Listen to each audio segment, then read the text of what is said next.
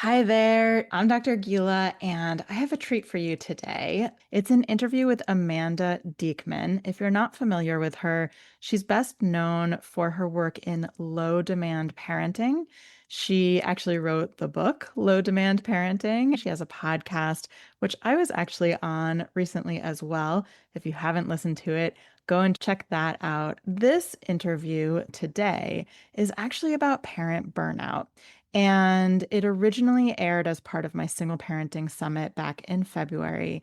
And it was so popular. And I personally found it so powerful. And it was just really lovely. She has a beautiful way of thinking about parent burnout and how to get through it. And then also on the other side of it, how to ensure that you don't go back there. What are some things that we can do? So, I wanted to make sure that I replayed it for you because I think it is such an important conversation. I will say, as I was listening back to it in preparation for airing it here on the podcast, there was one point that I really want to add to it that I think is important to name. So stick around to the end of the podcast. I'm going to add just a little note at the end.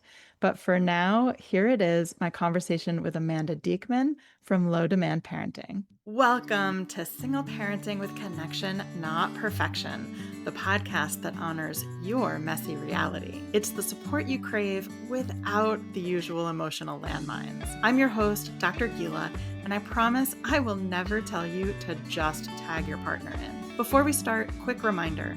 While I am a licensed psychologist and a certified coach, this podcast is not coaching and it's not therapy, and it's not a replacement for medical or psychological advice. It is for educational and informational purposes only. All right, let's dive in. I'm so grateful to have you here, Amanda. Thank you. I'm Yeah. really looking forward to connecting with you and to the beautiful audience that you've gathered. So, hello Oh, to all. thank you. There's so much that we could chat about, but today I think we're going to focus on burnout, which I see so much, in my own clients and also all over social media, comments, Facebook groups.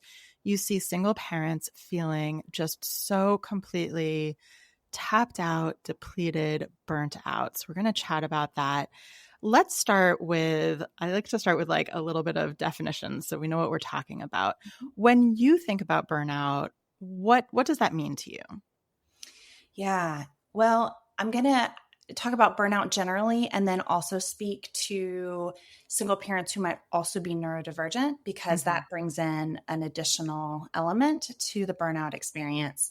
So, burnout typically means that a person has experienced too much cumulative demands for their body and brain and nervous system to process.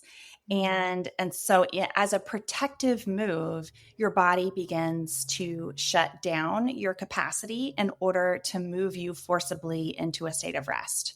And I like to think of it as a healing protection because that helps us to trust our inner healer knows what we can handle and what is right and best for us, rather than people sometimes think of it like falling into a deep dark pit.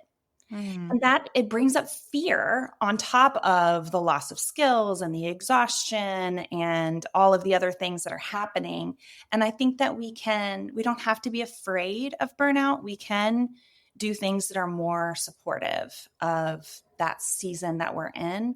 And that, as with all things, embracing it as a season that we need to move all the way through rather than fighting it or fearing it or resisting it is one of the most helpful postures that we can take.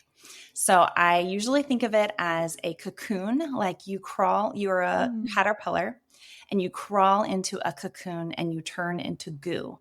And the goo phase is actually a really important part of burnout. Because something new happens when you let the old person you thought you were dissolve. And that's how the new shape takes form. That if we don't fully go into the cocoon and embrace, burnout tends to become a cyclical process in our life that we're either on our way to burnout or trying to muscle our way through. When we fully embrace this season and the catalytic transformation it wants to offer us and come out different on the other side, Mm. it can be a portal rather than a cycle. There's so much that you just said that is so beautiful. And I think like a lens shift, right? So a lot of people might see burnout as something that just kind of like sucks them in and they get stuck and they get lost in it. I love the concept of the goo phase. Not only is it fun to say, but it's such a great concept. So this idea that first of all, that burnout is serving a purpose, right? I love that. And that it's not something that we necessarily have to be stuck in, that it's something that we can move through and that there can be beautiful things on the other side of it. Oh, I love that. And so I have more questions, but I know that you wanted to talk about the additional neurodiversity piece or neurodivergence piece. Mm-hmm. Yeah. Tell me more about that. Yeah. So for neurodivergent people in particular, burnout can be and I think this probably applies to many people who experience systemic oppression and for whom the standard way of moving through the world was not built for you to thrive. Mm-hmm. That burnout takes on additional layers because in order to truly move through that portal, and I think that this really speaks to single parenthood as well, Yeah. that, our culture was built in so many ways for dual parenting. Mm-hmm. And so you're not crazy if you're thinking, well, of course I burned out because there's no way for one human to do all of the things that the world is telling me I have to do, which is very much the same for neurodivergent people. And so then burnout also takes on this additional layer of radical self-acceptance and becoming an activist. There's this engaging your own rage against the system that Mm-hmm. built the path to burnout. That the path out isn't going to be by playing that same game. It's going to be harnessing your own sense of worthiness in the face of all of that, and often living pretty differently and sometimes really radically for your own in your own story, a sort of like radical divergence from trying to play the game by other people's rules. There's this like, you know what, I got to do it my way. And I wanted to name that piece of burnout is different than like corporate burnout, where maybe just getting a new job or like starting therapy might be enough. Mm-hmm. We're talking restructuring what you imagine the good life would look like. Mm-hmm. And that takes some pretty intense inner work. But it's also so beautiful, which is that dual, like it's the hardest thing you've ever done and the most important thing you've ever done. Yeah, I mean, it's almost like a wake-up call, right? It's your body, your brain, your nervous system telling you that this ain't working. Yes, you We got it. got to do something different. And of course, it makes sense that if you're trying to function in a system that is not set up for the way that your brain works or the way your family works or the way your kiddo works, right? That of course it makes sense that it's not working. Mm-hmm. Yeah. Yeah, absolutely. So, okay, you mentioned in the initial definition the idea of embracing the goo phase, Mm-hmm. right? Of Mm-hmm. sort of leaning into it. And, one thing that has come up in a lot of interviews and often comes up in my work with clients is this idea of giving yourself permission, Mm-hmm. right? Permission to feel the prickly, tough things, permission to be in the goo phase. I'm curious, what does that look like? And how do you like sustain your kids and yourself when you're embracing and sort of in that goo phase? Yeah. Well, for children, so because burnout is not exclusive to adults. In fact, many adults actually follow their kids into burnout. It's kind of a dual Mm, movement. as accumulating demands are too much for our kids and their nervous systems they're yelling at us regularly. They can't go to school, or they're dragging their heels about going to your co-parent's house, or just like the Mhm. structures that keep life going begin to fall apart for your Yeah. kid. Yeah. And then you realize, oh, wait, I can't do it like Mhm. this. This is too hard for me.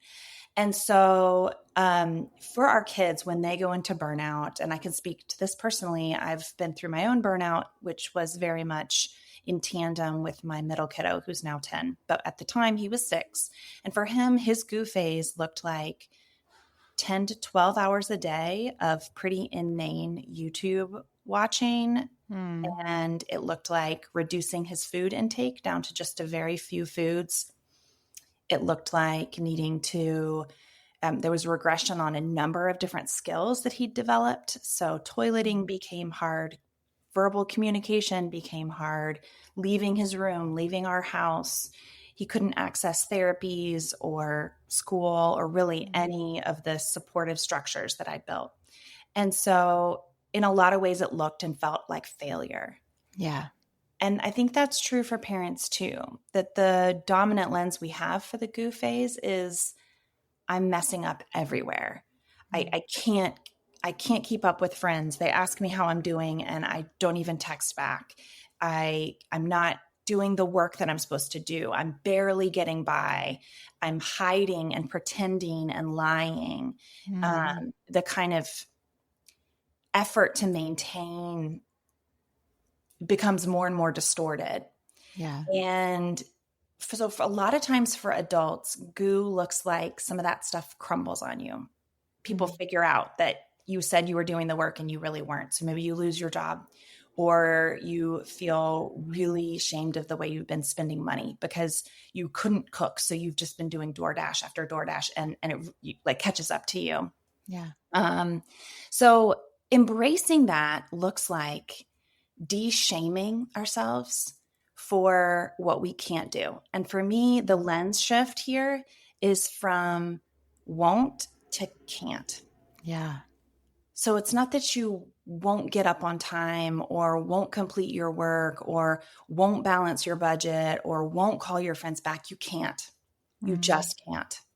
And same for our kids.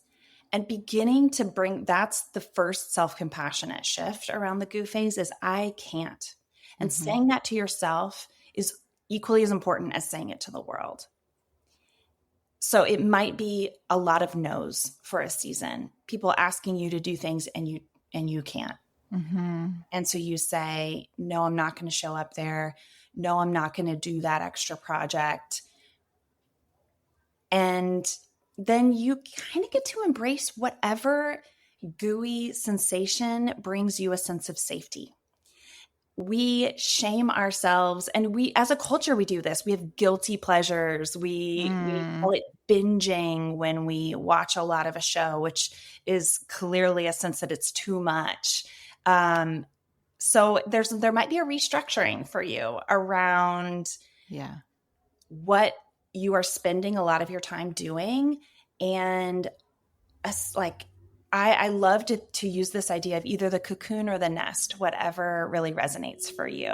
That like if you were a bird, you would be building up the walls of your nest so that you can spend a lot of hours sitting on those eggs, right? Like you're nurturing something new that you don't know what it is yet.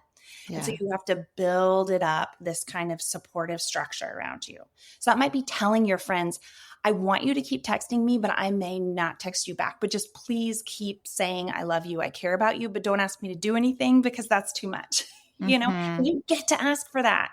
Your close, your dear friends, they want to know and they Yeah. want to support you and they don't understand. And you get to tell them, this is what I need. Mhm. You can tell your kids, like, hey, we're in a movies all day phase. Like, we're in our Disney era. You know what? Spend the $5 on unlimited with no commercials and just goo it up Mhm. without shame. Yeah. Which That's I the most think powerful thing you can do. And I think the without shame piece is probably the hardest because as I'm listening to you, I mean, all of these demands that we're dropping, which I know is right? A big part of your message. Mhm. These are really powerful societal messages of what we should be doing. And they're so powerful, and you've been receiving them for so long that they're not only now external messages, they're internal messages. We have internalized these shoulds. Mhm. It is so hard to let go of them.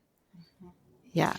One of the strategies that I use to help with that process is instead of thinking about what I'm letting go. So the no, like, no, I'm not going to serve on that committee, or I'm not going to drive your kid to school with carpool or whatever. Instead Mm-hmm. of thinking about what you're losing by letting it go, I like to challenge myself to think about what am I gaining in the release.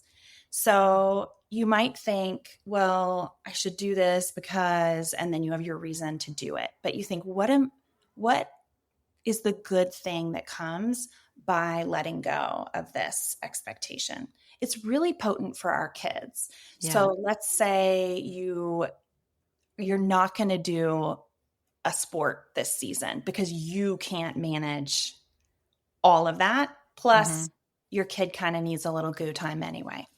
So instead of like, oh, but then they're not going to have like that socialization and they're not moving their body and blah, blah, blah, you think, wow, this is a gift of ease. And the most powerful thing I have as a parent to give to my child is connection and trust. And I can't be the kind of parent I want to be if I am at this level of stress. Right. I can't connect with them because I'm not even able to connect with myself. So this is a season where I'm going to embrace ease, and I'm going to trust that that is more powerful than whatever might come from that extracurricular activity. Yeah. And it can even be as direct as like maybe you drop the demand of toothbrushing, something that seems like, oh God, you can't do that. Like no one can do that. You're not Yeah. allowed, right? Like every parent's everywhere cringing. Yeah. But I would say that if toothbrushing is too hard for your kid right now because they're in a season of burnout, or they're at their maybe on every Friday night you're having like the biggest battle about toothbrushing. It's not Monday to Thursday, it's like just at the end of the week where they're just totally exhausted. Yeah. Then you get to drop that, because I guarantee you if scientists were studying the long-term impact of certain amount of like tartar on your teeth or your mouth microbiome, blah, blah, blah, blah, versus the trusting connection with a parent who says, look, I see this is too hard for you, and Mm. I believe in you and I trust you. I know that when you can do it, you will. And so we're going to let this go. And I'm with you no matter what hard thing you face. Yeah. That, I guarantee you, is more powerful for the long-term thriving of that child than like any Yeah. any cavity. The breakdown in communication and connection between parent and child is so much more devastating than a cavity. Yeah. And I would probably expect that that would apply to your inner child too, right? That if you turn that message on yourself, I see this as too hard for you. I'm giving you permission to drop it. And I trust that when you can, you will. Exactly. Yeah. Yeah.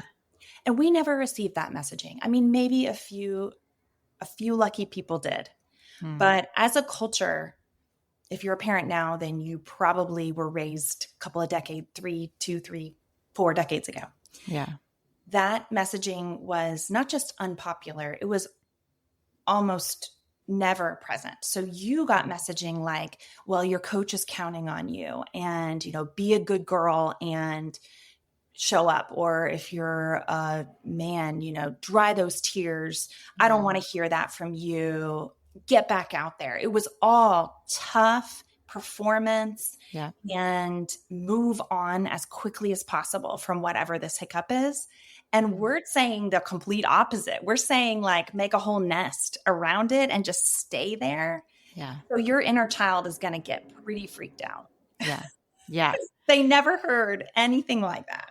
Yeah. This is why we get to send them this like super uber powerful new message in your burnout Yeah. season. And that's a message, right? When you notice that inner child freaking out, right? The inner voices freaking out. What is that telling you? Mhm. Yeah. And also this is modeling, right? This is modeling for our kids. The summit is for single parents of complex kids. And many of our complex kids are at some point going to find themselves feeling either burnt out or, just feeling like they don't know how to follow society's expectations of them. It doesn't align with what they need. And so this is such a beautiful way to model for them.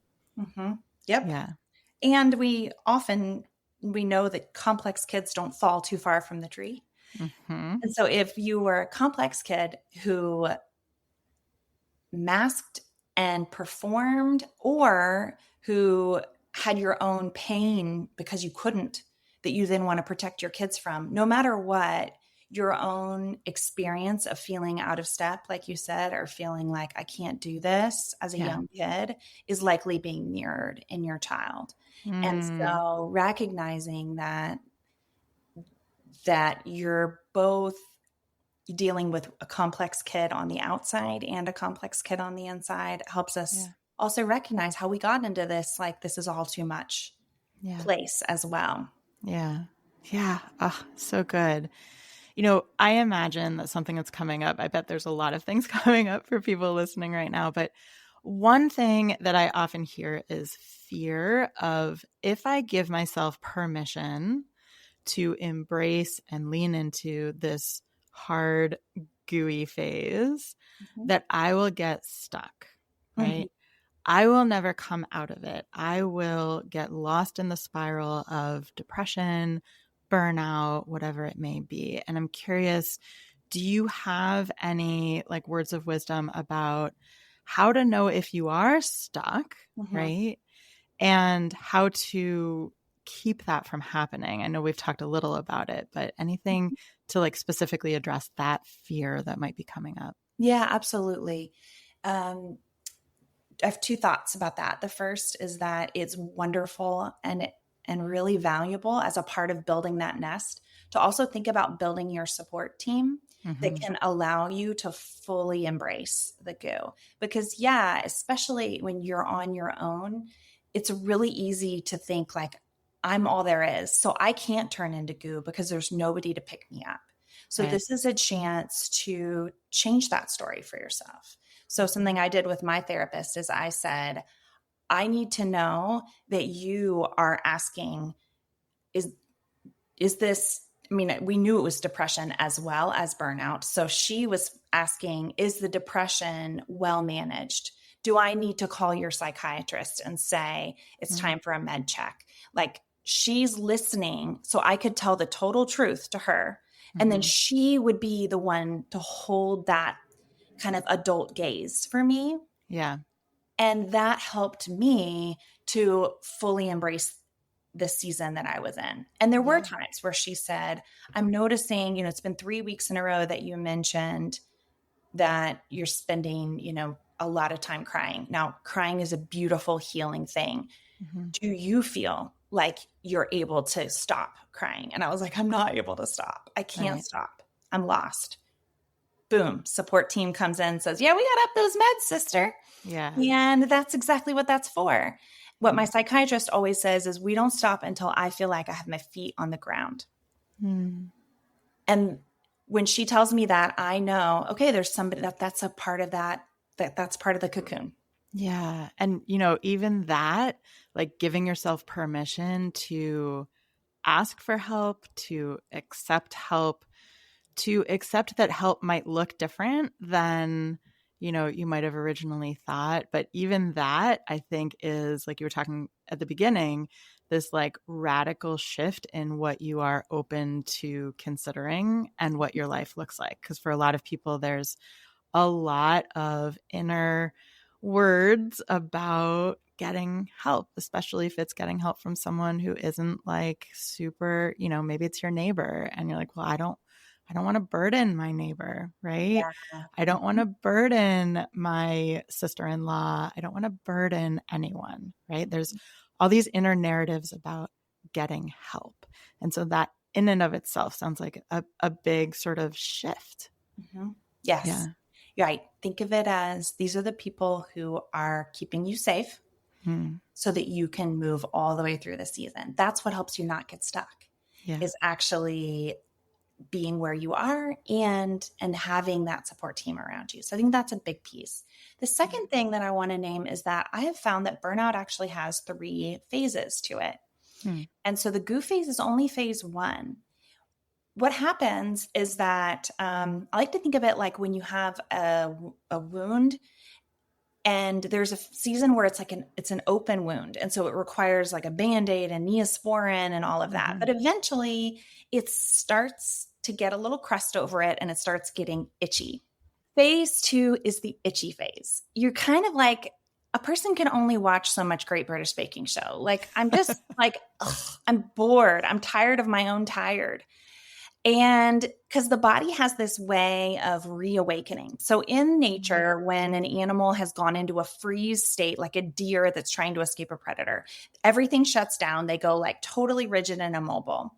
And then when they come out of that state, the way that their body reawakens is that they shake all over kind of Hmm. uncontrollably. And if you've probably experienced this before, if you've been through something really hard and then your body starts shaking afterwards, it's a Right. really beautiful, natural, physiological way of reawakening the body. So it Hmm. also might be your shaking phase. Hmm. Life is coming back into this system, but it's really shaky. Yeah. So you might have like a couple of days where you can do something totally fine and then you crash again. Or you might rapid cycle through various hobbies and interests. Like you want to try something, but nothing feels right. You might feel kind of crabby and irritated. That Hmm. is all good. That is that sign that you're getting somewhere and that you're reanimating. And Hmm. then the third phase tends to be, it's still a phase of burnout, but it's where you begin to self advocate and rebuild the structures of your life. So Hmm. it might be where you renegotiate, say, I need to work from home X number of days per week, or I need to rework my custody agreement, or I need to change a financial situation. Like I can't sustain a home this size. We need to downsize or we need to move.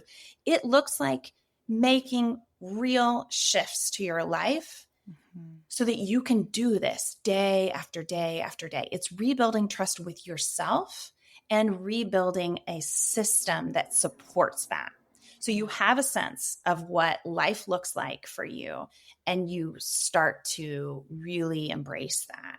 Yeah. And And it that's where sounds you like, get your wings. That's your butterfly emerging. yeah. And it sounds like these are sometimes big shifts, not just like little tweaks, but this is what you were talking about earlier of like restructuring your life with the recognition that what you were trying to do before wasn't working. Mhm. Yeah. Yeah. That's right. And that's where that full goo really matters, because Mm. what you don't want to do is caterpillar your way into the cocoon and then caterpillar your way out. Hmm. What I like to say to myself is that I thought I was a ground crawler, but I was meant for the sky. Oh, love it. It helps me think like I'm not meant to crawl like this. I want treetops. And so that gives me that sense of power and worthiness to make whatever those big shifts are. And everybody's life looks so different, and the reasons you got here are so distinctly you. So there's no pattern to phase 3, except that when I look across the board at people who've really gone through this, they look back and say it it wasn't tweaks, it was big stuff. Hmm. Yeah. Yeah. And the other thing that, I want to remind parents is that when you're going through this, what I think is beautiful is that the notion that you can and will get through this and it will look better and help you sort of shift your life in a way that functions better not only serves you, but also serves your kiddos. Because I think it's sometimes easier to do things when we know it's going to benefit our kids than to give ourselves permission when we know it's going to benefit us. And so sometimes that guilt when you're in that goo phase about it being bad for your kiddos, if you can hold on to the idea that this is bringing you to a place that is better for them can be really empowering. You got it. That's Yeah. exactly right. And Yeah. it's okay. Some of that fear says, I'll be stuck here forever. Sometimes what we need to reshift the fear is I don't want to do this again. Mm-hmm. I don't want to go back there. And that can sometimes give us it can shift that fear to activism, like I talked about, that we really want to harness this, whatever that most activating emotion for you is. Fear is not a very activating emotion. It tends to bring out protection rather Mm-hmm. than empowerment. And so it might really help to think about not just what happened to get you here individually, but it might help to zoom out and think Yeah. a little bit about what were the systems that were built for me to fail. Because that can activate this, like, I didn't deserve that. I didn't do anything wrong. It was like, ah. And Mm-hmm. then you can start to live with some more of that, like, agency. Like, I'm not just going to let them Yeah. push me back in. You know what I Yeah. mean? And we need Yeah. um, that activation to Yeah. change things. Yeah. It like recalibrates what you expect, what you want, what you're willing to put up with. Yeah. Ah, so much good stuff. I wish we had more time to chat. I am so grateful. This has been incredibly powerful. Thank you so much. Before we go, I'm passionate about single parenting with connection, not perfection. And I'd love to hear, is there something that comes to mind that you do to foster connection either with yourself or with your kiddos? Yes. Well, something that I do to foster connection with my inner child, which is great that that came up in this, is that I have started pulling. I bought a tarot card deck that my inner child is just in love with. Bright colors, characters. And every day I pull a card from that deck and I journal about what my inner child is thinking in response. And it just creates this daily touch point. It's like a 5-minute little dialogue with her, and we're becoming such good friends Mm. through this portal. It's been really transformative, actually. And I do it with a little picture of myself at age 8 right there. So I can just remember little Oh, Amanda and hold her and spend time with her. I love that. There's so many like little pieces of that that are so beautiful. Thank you for sharing. Uh-huh.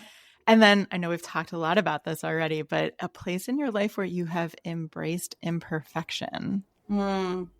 Well, probably the most radical thing is that I really don't care anymore what people say about me or my parenting or what they think. Mm.